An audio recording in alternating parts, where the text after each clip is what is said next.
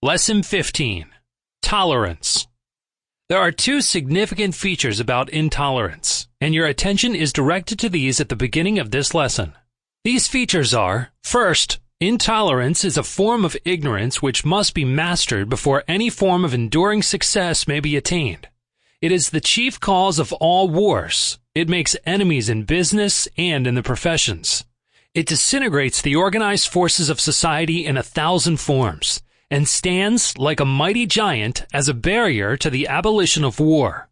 It dethrones reason and substitutes mob psychology in its place. Second, intolerance is the chief disintegrating force in the organized religions of the world, where it plays havoc with the greatest power for good there is on this earth, by breaking up that power into small sects and denominations which spend as much effort opposing each other as they do in destroying the evils of the world. But this indictment against intolerance is general.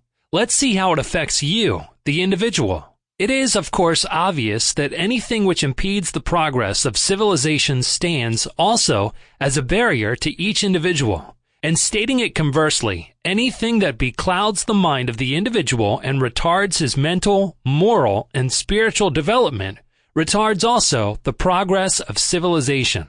All of which is an abstract statement of a great truth.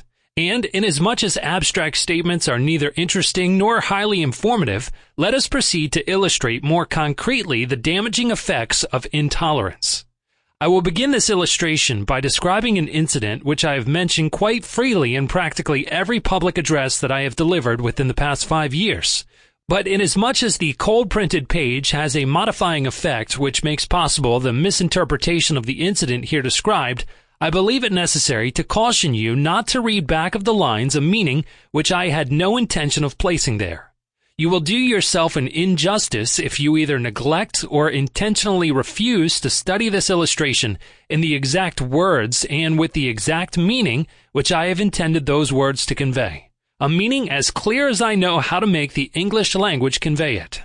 As you read of this incident, place yourself in my position and see if you also have not had a parallel experience, and if so, what lesson did it teach you?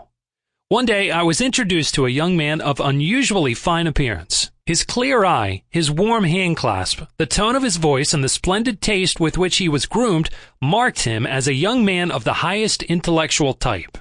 He was of the typical young American college student type, and as I ran my eyes over him, hurriedly studying his personality, as one will naturally do under such circumstances, I observed a Knights of Columbus pin on his vest.